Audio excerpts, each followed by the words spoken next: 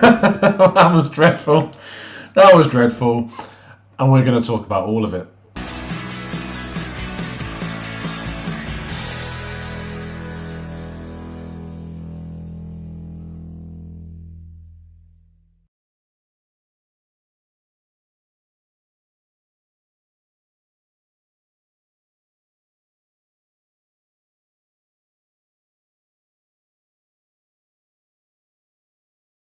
Can you hear me now? You should be able to hear me now. Yes, you can. You can hear me. Brilliant. Okay.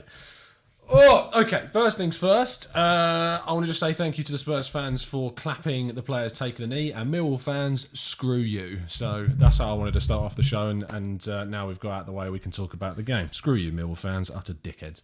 Anyway, yeah. If you want to give Jose Mourinho and Spurs a win, look at what Arsenal did today. Just look at what Arsenal did today. And that's what you need to do. If you want to give Tottenham Hotspur a win, that's how you do it. That is how you do it. There is nothing else but give a perfect display of giving Mourinho a victory than what we just witnessed over the last 90 minutes. That is it. It's that simple. Because tactically, the best element of Spurs is their counter-attack. Second to that is their defending. Those two elements of their game are the best things about that team. And that includes, obviously, Son and Kane. And all you need to do is attack and get possession and open up spaces and field Granit Xhaka. And by doing those things, you will craft the perfect Spurs victory. Arteta was so tactically inept in this game. If that is the plan that they went out to do, if what we started off by doing was how Arteta wanted this game to go, then it's a joke. Then it is a horrific mistake. A horrific mistake. And I just can't quite grasp and get in my mind what the thought process is to play Granit Xhaka, a player that is continually turned, continually spun, continually caught out of position, against a side that is brilliant in transition, that is brilliant on the counter-attack. Why play him? And I have been and sat here and I've said that the personnel are not good enough. And I maintain that. I don't think the squad is good enough at all. But the people that are picked at the end of the day is the decision of the manager. And Granit Xhaka is where we have to start this show, because it is time to move on. Now, I would maintain that previously, and I'm talking about the end of last season, there were some good performances from him, and he was one of the biggest parts of the trophy that we won as well. But this season, horrific. Absolutely dreadful. So bad. So bad. And why on earth it's a good idea to play him next to Partey, who was partnered with Mohamed El Neni against Man United in a brilliant performance, it just makes no sense. And we dealt with the Man United counter-attack so many times with El Neni and with Partey. And yet for some reason, we play the worst midfielder against counter-attacks. The worst one that we have. The worst possible option. Now, the second player to talk about who was caught is Bellerin. Again, caught out of position. Caught out of position. How many times have we said this? If he's one-on-one, defensively, he's quite good. But actually, he doesn't get to the positions where he can show that he's good defensively because he's caught out of position so many times. So many times. And when we lose the ball, I just don't get what goes through your mind to let Son run into that position. And I've got people telling me that it was a great goal, and I get it was a great strike. But in my mind, when you talk about a goal, you talk about the whole thing. You talk about what led up to the goal, the phases of play before the strike. And the phases of play before the strike were preventable. I just can't get over how easily we gave that win to them. We gave it to them.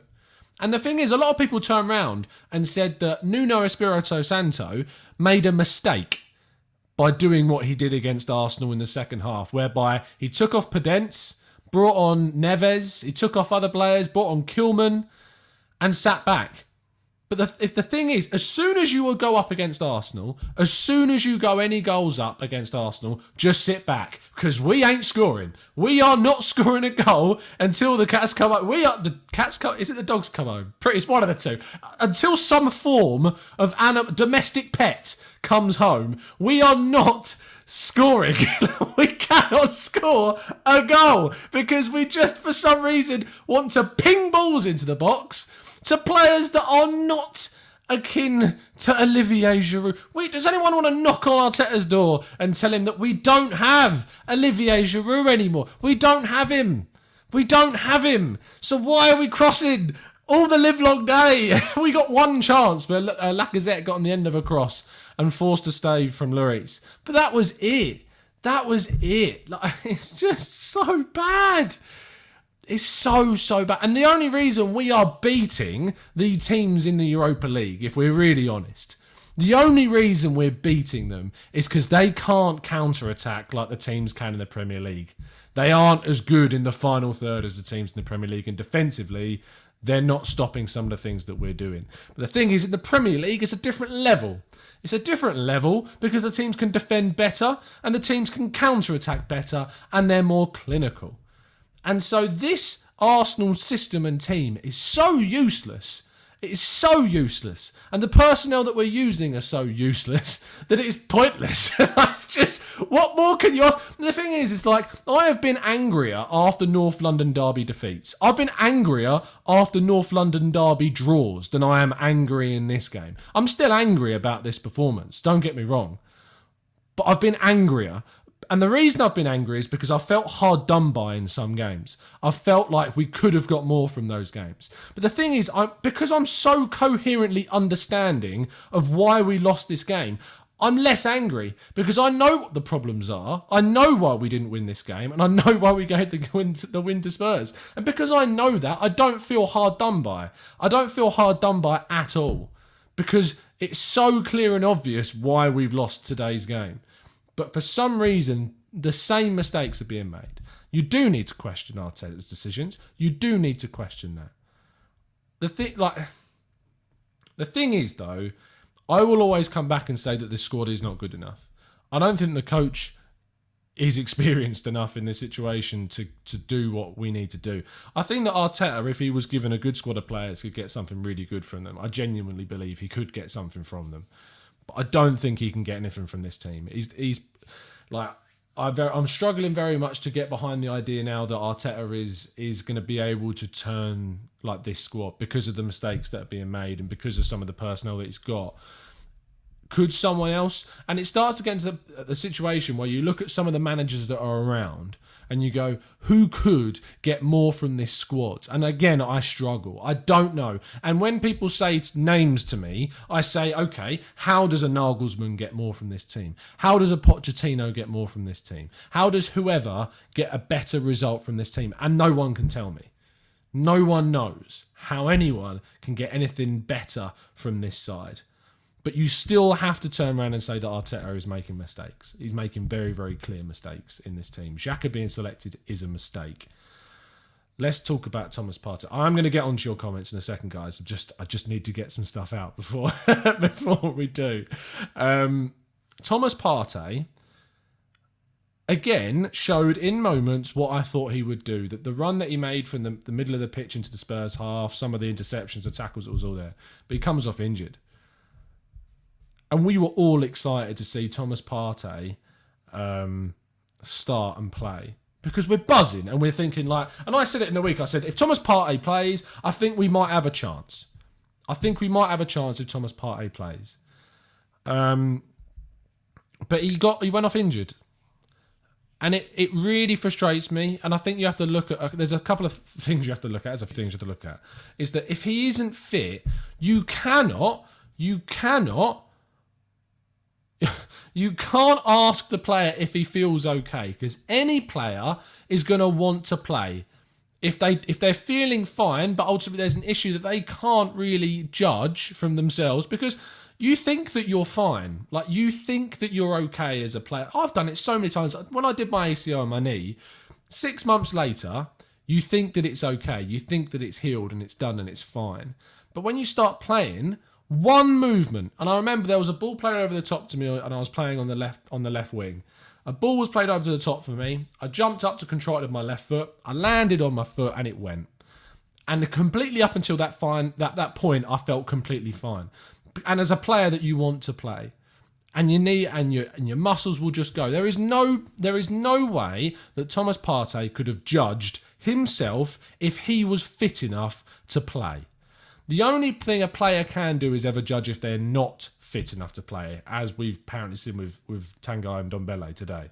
That is the only thing a player can do, is judge if they're not fit enough to play. A player doesn't necessarily know if they're fit enough without extra scans, extra medical advice, and the assistance. Why is he starting if we are not 100% sure? And we could not have been 100% sure that he was fit if that happened. I just don't buy it. I don't buy it in any way that we could have been sure he was fit enough to play this game if he was going to come off injured a little bit later on. And that's now cost us. Ultimately, this was a game against a club which I wasn't really expecting us to beat. I may have expected to get a point from, but I weren't expecting us to beat them. And we've risked a player that was crucial for us turning things around, and we now may lose him for a few weeks, maybe even longer. Who knows at this stage? He tried to run back on the pitch, but it was very clear that he couldn't. It's just unreal. Right, anyway, let's get into your comments, guys. Let's go for gold. You fling any amount of whatever at me, and we'll talk about it. I'm going to be here for the next 25 minutes or so let's do it. Jonas Philberg says, but the manager keeps picking the same dross week in and out. He talks the talk, but he don't walk the walk. And that is what's happening. He's making the bad decisions. He's making the wrong decisions. And I can't justify that. And people turn around and say, Tom, you backed him. Tom, you said that he was the right man. And I've seen stuff that made me thought that he was. But he's now making the same mistakes over and over again. And I can't ignore that. No coherent person can ignore that, can they? It's the same with Granit Xhaka. I've defended Granit Xhaka when I felt that he needed defending. And I'll criticise the guy when I think he deserves criticism, which I think he's been this entire season. Arteta is making consistent errors, and Xhaka is dreadful this year. He's terrible. I don't know what you want me to say. Iron Cub says, Arteta recently said we get a lot of crosses. Eventually, those will go in. That worries me. It's obvious our forwards cannot head a ball. Alba can't jump properly, and Willian and Laka are 5'6". Yeah, so why put that type of ball into the box? That's all we're practicing in training, is how to cross the ball. We're not going to get anywhere. We're not going to get anywhere. You look at teams. You look at the best Barcelona sides, right? The Barcelona sides that were playing nice, intricate football. Now, I'm well aware that we have a squad that is nowhere near that level. But the thing is that teams would set up with a low block against Barcelona of the old ages and try to defend for the life of them.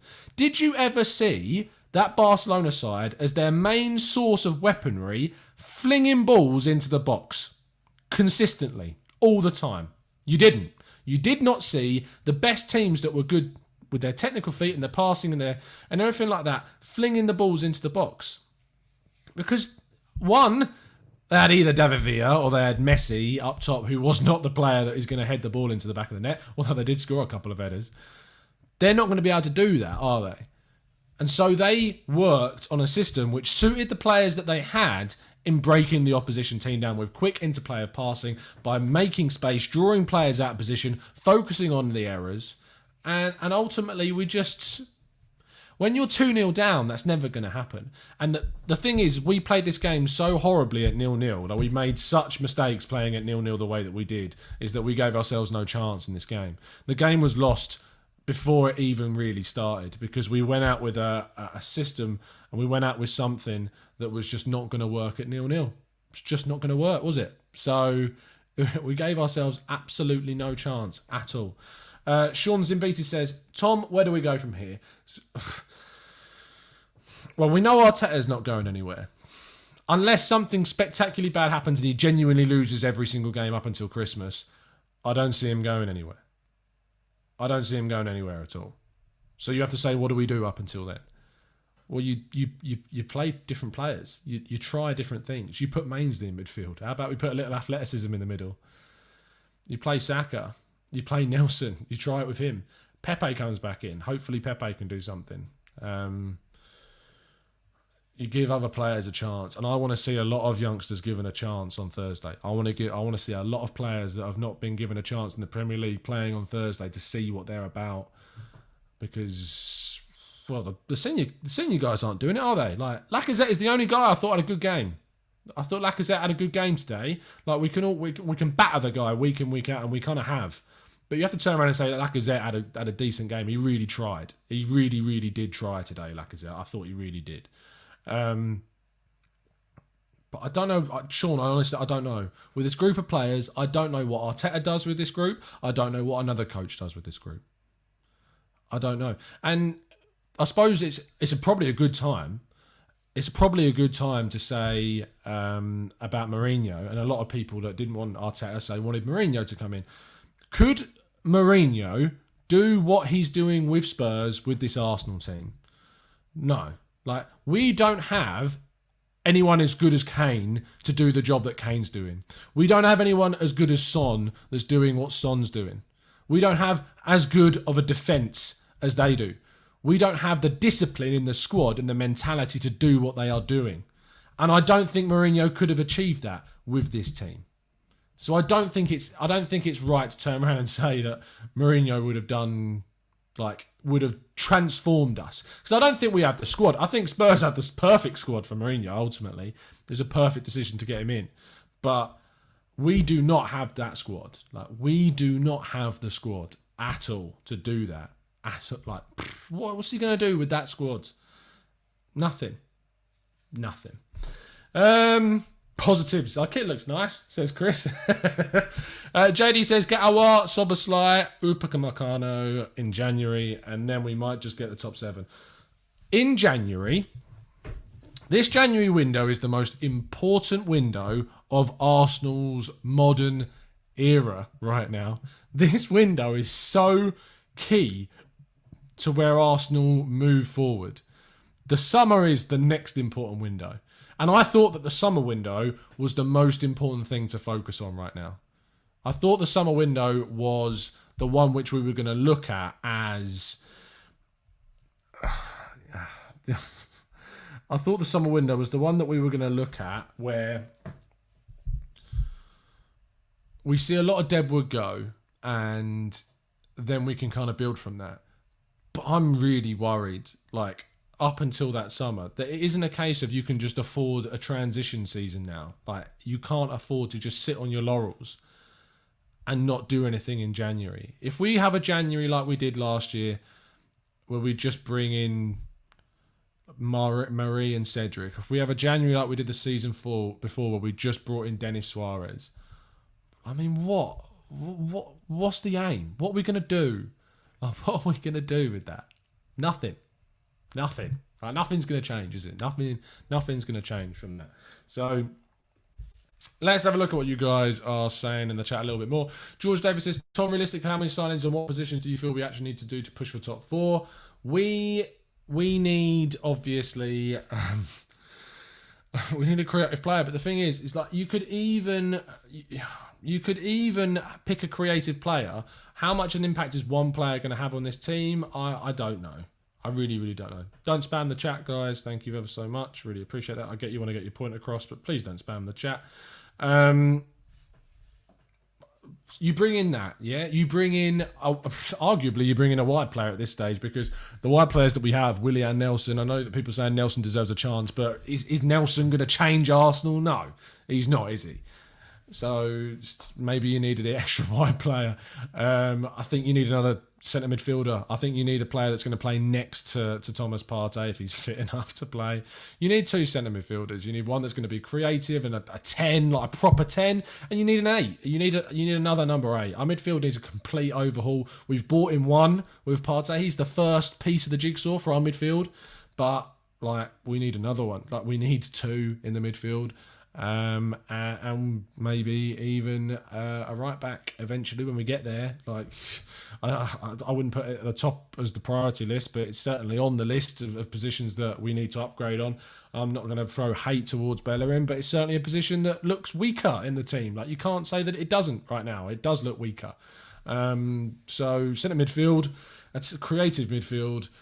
Possibly a forward player, and Gabriel Martinelli coming back is going to be like a new signing, but it will be. So hopefully that's going to be good. And yeah, right back probably at this stage, and maybe right side of centre back as well.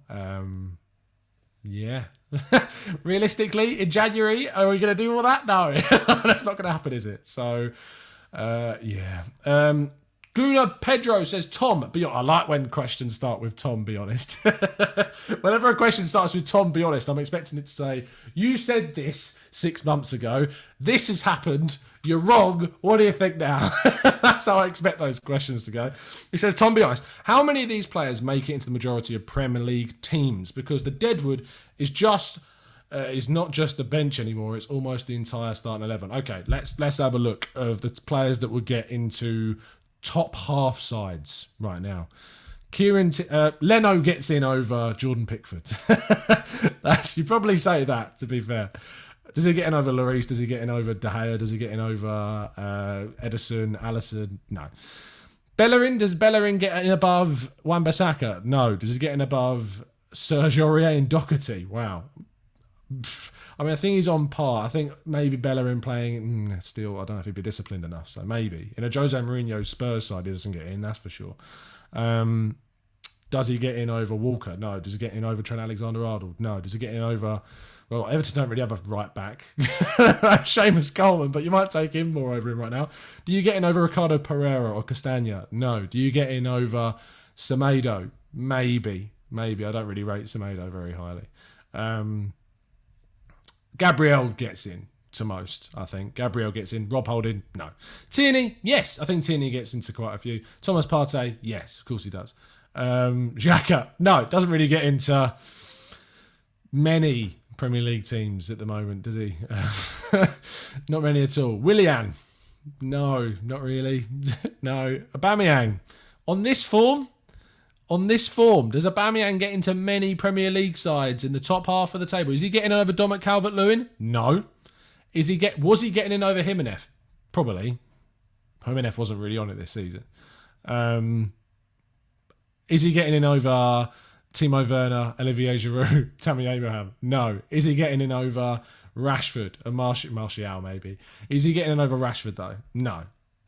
Is he getting in over Jesus or Sergio Aguero? No. Is he getting in over Firmino maybe, ironically? No. We don't have a good enough squad. We just don't. Saka probably gets into a few, but you just don't. It's just so poor. It's so poor. Ross Taylor says, unfortunately, these current players are going to be a nightmare to shift. Clubs just don't have the funds anymore. And we'll always come back at the end of the day to the long-term knowledge of this, the long-term view of this team, which is going to be the recruitment that's led us to this point. And it's just not been good enough, has it? It's just not been good enough. Jesus Christ. Suraj Sai says, Tom, why isn't Aubameyang being dropped? Because he's Aubameyang, and that is the only answer I have to that question. That's why he's not being dropped, because he's the captain and he's not going to be dropped. He's not being dropped, and you arguably would drop him right now. You would try something different.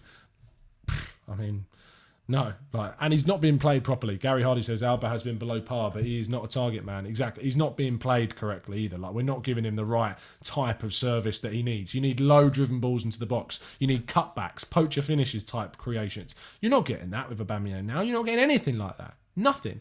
So, yeah, no, terrible.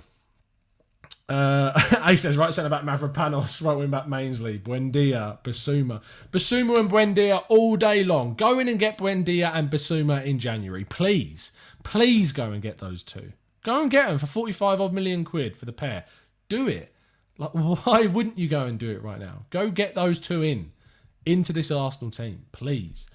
Contract as well, yeah. Matthew DeSosa says, Tom, you said that crosses were pointless today, but why couldn't we make more use of them as they were good deliveries? Because we don't have people on the end of them, Matt. We don't have anyone on the end of those crosses that's going to really do anything with them. Do we really? We don't have the personnel.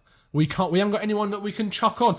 Every single team that has done anything in this league, has done anything in like European competitions, has that person that when you're playing against a low block and when you need to fling balls into the box, you have someone, but we don't, because our recruitment and our planning is so one-dimensional. It's so poor. We never looked to bring someone in that would do that for us. We're getting to the stage where even I'm going, throw Nikolai Moller in. Right? And this is coming from the most, how I feel, one of the more level-headed Arsenal fans that thinks, no, don't be stupid. He's 18. He's in the youth setup. Like, what's he going to do? Why would you throw him in at this point?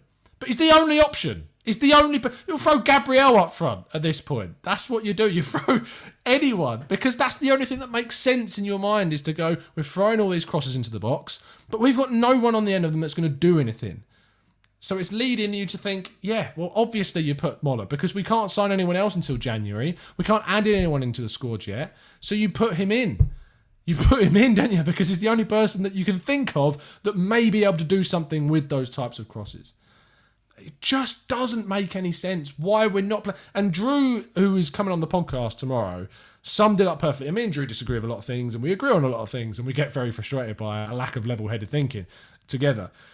But he summed it up perfectly by saying that we are ultimately not doing what we needed to do with the squad. Like, we are not playing to this team's best abilities. Like, by throwing crosses into the box is not what we can do. By playing in the wide areas, when we clearly need to be playing incisive passes, and we need to be sitting back, we need to be doing what Spurs are doing. Like, we need to sit back and hit teams on the break, because that's what the type of players that we've got. That's the type of players that we have, is players that could maybe hit teams on the break. Like, that is the best thing that we have in this team, is maybe a counter-attacking style. But we do not have a team that can break down a low block at all. So tactically, you sit down and you say, right, we don't have the players to break down teams. So you sit back, you let the opposition have the possession, you let them have more of the ball. You don't continuously, and when you do have the ball, you try and be as direct as possible with as few players as possible, so that if you do lose the ball, you yourself don't get counter-attacked.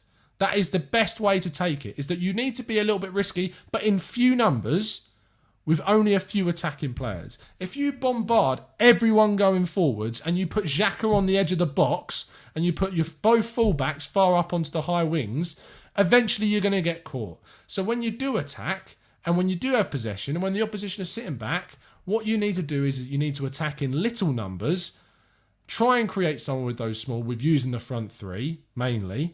And if you lose the ball, you lose the ball. But the thing is, when you do lose the ball, you don't have two players back to defend against Heung-min Son and Harry Kane. Because it's just silly. Like, it's just pointless. Why on earth would you play that way against that? We come back again full circle to why on earth we played this way against Spurs. It makes absolutely no sense. And yeah, it's actually what Spurs did. Like, that's what they did. That is what they did.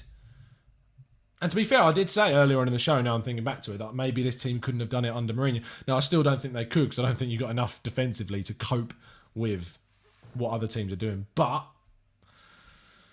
yeah, it doesn't, does it? It doesn't work. Like, what more is there to say?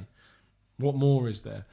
JD says, we were playing one touch, intricate passing football with Giroud failing to convert chances. And now what do? We fling in crosses. We're so backwards, aren't we? We have the striker. And then we don't do what we need to do with that striker. And instead, what do? We play little intricate passes around the box and then get caught on the break. And now what we're doing, we've got little strikers and players that play on the floor, like Aubameyang and Lacazette, and we don't play intricate passes, and instead we fling balls into the box. What is going on with this team?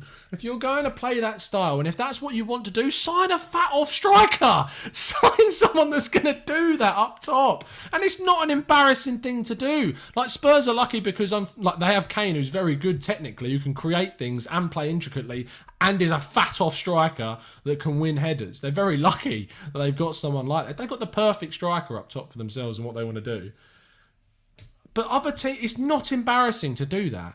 You look at Man United, they've signed Cavani. Like, I think that at the end of the day, a lot of people laughed at that. Really laughed at that, including myself. But they've got that option where they can throw him on and he can do stuff. Liverpool are so good technically that they don't need someone like that. Same with Manchester City, is that they're so good technically that they don't need that. But the thing is that Arsenal in itself is a bit arrogant, isn't it? If we're really being honest, Arsenal's a bit arrogant. We've looked at the past, we've been spoiled with an amazing generation of players that have played amazing football. And, I mean, looking at ourselves as fans, we want to see good football. Like, you want to see good football, right? But at the end of the day, if you don't have the personnel to play good football, you can't do it. Like, you can't force it. It's pointless. If you force it, it's never going to work. It is never, ever going to work. And so what you should do is you should play to your team's strengths. If you want to play a system where you have really good crosses of the ball, which I feel in Tierney and Saka, and to a lesser extent, Bellerin, if we're being honest, some of his deliveries are quite good, then ultimately play a system with a striker and a central force that is good with that. But if you don't have that personnel, don't play that style. It is that simple. You play the way in which you want your team to have the best possible output. And what really frustrates me, as someone who is now like, dream scenario, eventually get into a position where I can go into press conferences, position where I can go and actually ask the manager some questions, is it really frustrates me why no one ever asked him this. Why does no one ever ask, and I'm not just talking about Arteta, why does no one ever ask the questions that we want to know the answer to? Why is there no one that's standing up in a press conference and saying, Arteta, you are playing a system whereby you are throwing loads of balls into the box, but Aubameyang and Lacazette are clearly the wrong types of striker to take those types of chances. First of all, why have you chosen to do that? And secondly, if you have not got the personnel to play that style, why don't you try something else? Why does no one ask that question? It really frustrates me. Fingers crossed. This is the whole point of me going through this journey of trying to get in and becoming a journalist, now being able to write full time. And maybe one day I'll get into the position where I can get into the press conferences. But why is no one asking the questions? Why is no one ever asking the right questions? I will ask someone. Next time James Benge, next time Charles Watts, if he ever answers our tweets, comes on the show, I'll ask him. I'll ask him. So, yeah.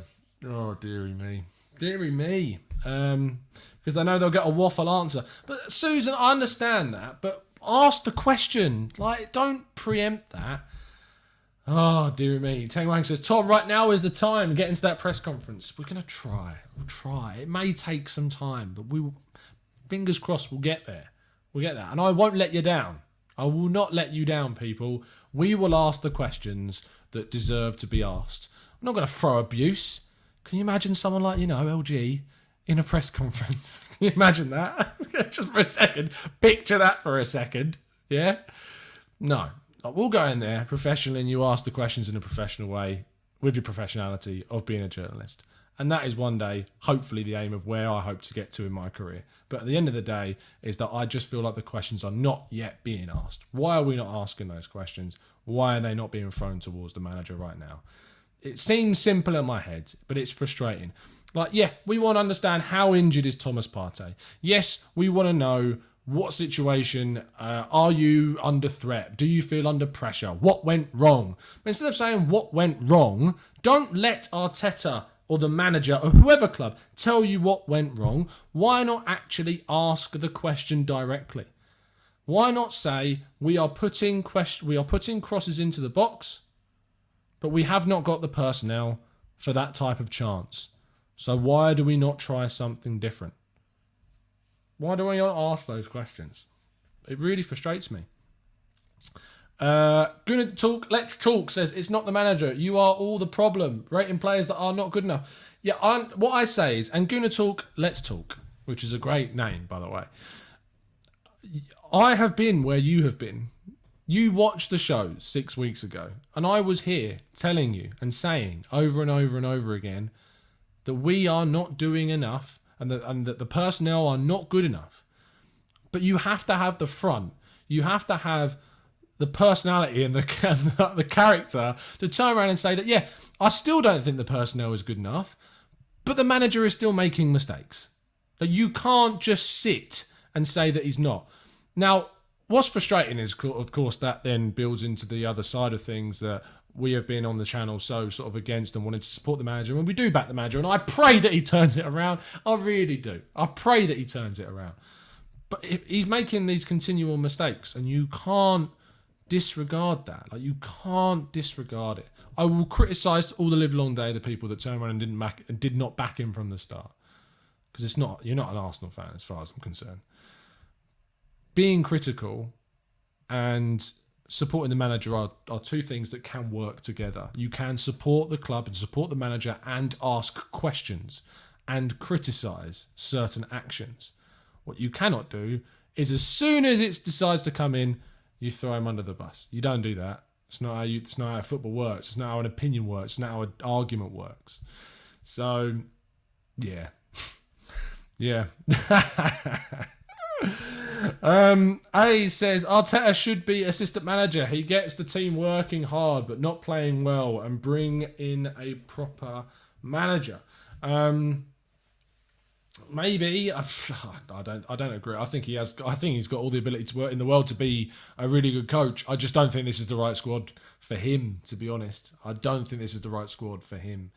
Jubilani says, we back the manager, but playing Xhaka is a mistake. Not having Saliba in the team or not putting him on loan when we should have done is a mistake. Willian looks to be a mistake. And that's why I'm not a manager. That's why I'm not a manager, is because I looked at it at the time and was like, hey, you know what? It's not bad. And you look back now and you go, what the hell were you thinking? Like, what the hell were you thinking, Tom? What were you talking about? Dawal Sharma says, Arteta said Partey was being too pushy to play.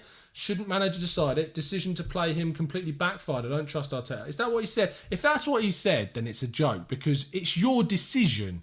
Like, I'm not going to react to it too much because I don't know if that's actually what he said. But if that's the case, it's silly. Munir says, I support the manager, but he's making very poor decisions that suggest he doesn't have the experience. I believe in his potential though, but I don't think he's ready. I don't think he's necessarily ready with this group, and I'll keep saying that. I just think this group is ultimately the wrong group of players for him. George Davies says, hopefully Edu is making real changes and has ideas in the pipeline. The manager is inexperienced. Everyone at the club knew it. He needs time making mistakes. Assessment comes after next season. After next season? Wow. If it's after next season, that's a long time. It's a long time and a lot of transfer windows. Dubo says, it's sickening that we were beaten the exact way everyone predicted on the counter. Everyone could predict it except Arteta. Can't disagree with you. Tulip says, was more disappointed by our loss to Wolves than Spurs. That's the level we have come to now. Hope things turn around. Matthew De Souza says, provided we get at least 2 quality players in January, what does Arteta need to do to get another season? I think Europa League is a cup we should have a chance in. The Europa League is our best thing about Arsenal this season. Like, the Europa League is where all of the eggs in our basket should be. Like, the Europa League is a must. Arsenal must put all of their hopes. I do not want to see a single poor lineup in the Europa League knockout stages at all season. If we go in weak in that competition naively and get knocked out like we did against Olympiacos this season, it's a joke. And you need to look at what we've done, and we need to be blitzing those teams. Because there are teams in that competition that are not good enough to come up against Arsenal like we've seen in the group stages. All the respect, I love my Austrian football, you know that, and I love Rapid Vienna in a certain way for some of the things that they've done in the league. I'm still a Salzburg guy more than that, but they're nowhere near Arsenal's level. They're nowhere near it. And we need to be going in and blitzing those teams in the Europa League. And if we do play a weakened side in the Europa League, that is a joke. Like, what are you thinking? What on earth are we doing to be doing that? Absolutely ridiculous. JD2KNW says, this team is a joke and a club which can't do anything because no money for billionaires. What I would say is, KD2KNW, is that that's a myth. Arsenal have money and they've spent money. So stop pushing that agenda, because it's so stupid. It's so baseless. It's so lacking in evidence. Arsenal spend money. They just spend it badly. You are putting your cannon at the wrong target. That is not the issue at Arsenal at all. Glenn Cook says, yeah, Arteta will rightly be criticised for the decisions he's making, tactics and persisting with dead players. Comparing the performance on Thursday to this is night and day. Azar says, who would want to come to Arsenal in January? We are a mid-table team thinking we are a top 4 team. Mr. Joe Kerr says, Tom, we are a cup team and it's now time that we embrace that. Jack Anthony says, I really couldn't see what the plan was in this game other than cross the ball in and hope for the best.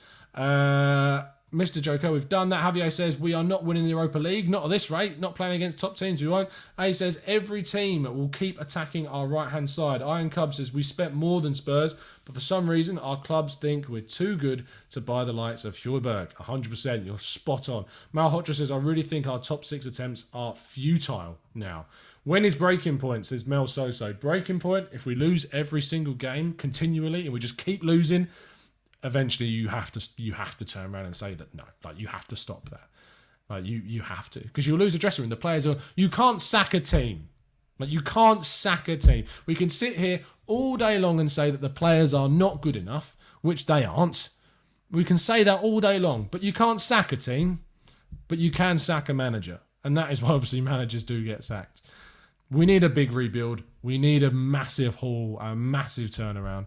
A game against a side that is pushing for, really horrifically, you don't want to say this, but a team that is pushing for way bigger things. I'm not going to say it. Way bigger things than what we are right now is not the measure of this team. This team's measure comes against the Wolves, which we lost to Leicester's, which we lost to Everton's, which is coming up. That is the next big one. Chelsea, I don't know. The thing is about Chelsea is that I think that Chelsea will play very differently to Arsenal, and I can actually see Arsenal maybe doing something in that game. By doing something, I mean getting a 0-0 draw. That's what I mean by doing something now for Arsenal, is getting a 0-0 draw. But Everton will be interesting because they are dreadful, like they are bad. They've got 1 win in their last 7 games, so as bad as Arsenal are right now. And then it will come down to the other games against the poor sides. Every single game you look at, you worry. Like you would usually look at games at like West Brom and Sheffield United and West Ham and Villa and all these smaller sides that finish in the bottom half of the table. You look at them and you go, yeah, like Arsenal should be picking up wins in those games. But we don't look like winning because we can't score. Like we are creating the wrong chances over and over and over and over again, continually. It's just, what more can you do? What more can you do? Tom, you think we're finished in the top 4? No. No. Nate says, the thing that angers me about Alba is not the lack of goals, it's the lack of intensity, the poor body language, and he's supposed to be a captain. If you're, to be fair, and I've criticised Aubameyang for his body language, and I get that, but if you're a striker that's the only service that you're getting is through crosses over and over and over again, and that's the only service you're getting, do you not think you'd be a bit angry? Do you not think that you'd be a bit pissed off all the time and not really that fussed? Because I would be if I was like Aubameyang. I'm not. I'm a bit more of a target man, but I can't edit. I have a bit of a 50 pence piece head, to be fair. But you'd be annoyed, wouldn't you? Like you'd be irritated. So yeah. Breaking news: Arteta has been sacked, says JD. Arch says we are putting all our hopes in a massive haul, which has never really happened at Arsenal. How are we not able to get something better from these players? What is up with Aubameyang? He's like death. Zamir says, Tom, we are the bottom half of the table. We are close to, if not in the relegation zone, 10 games through. How is the club not panicked? Because they don't. They're slow. They are the opposite to our fan base. They are not reactionary at all. So ironic. Guna Petra says, Tom Arteta won't be sacked because he and Edu are fulcrums of the club's... That's not the word I'd use right now. Fulcrums of the club. They've invested so much into him in a poor run of form like this. Can't just be the end of it. The club will once again look quite dumb. Iron Cub says, Arteta, in terms of performance, they did everything that I asked them to do. Absolutely everything. We played the way I believe we had to play this game. And that is the problem.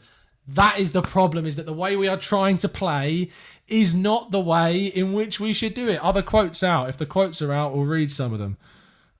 Are the quotes out yet? Where are we seeing these quotes? Let's go to Charles Watts. Everyone needs to tweet Charles Watts and get him on the channel, for goodness sake.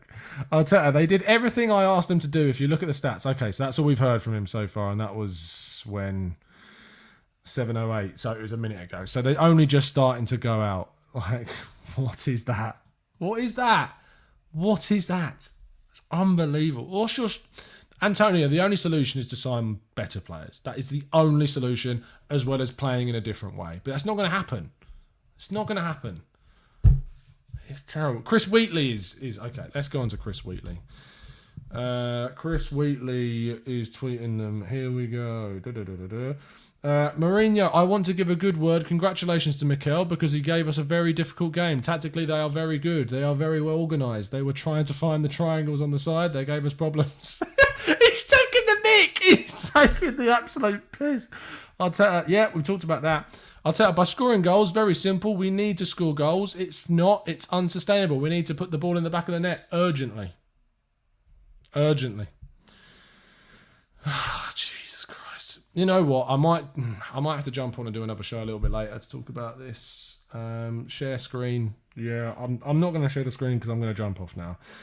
I'm just so drained now. I'm so drained. I'm so drained. I'm so drained. I can't. I'm so bored. I'm so bored of this club. I'm so bored of what I'm witnessing every single week because I know it's going to happen. At least when we were losing under Emery, and we were losing badly, at least sometimes I could be angry because I felt hard done by at times. But the thing is, I know why we're losing under Arteta, and there's just seemingly nothing that we can do to change that. And it doesn't look like changing. And that's what's so pathetic about this club's stupid recruitment policy. Is that we've just signed the wrong players for so many years, and now it's just pointless. Anyway, I think people have had enough of this anyway, so we're going to wrap up. If you could drop a like on the video, I'd really appreciate that.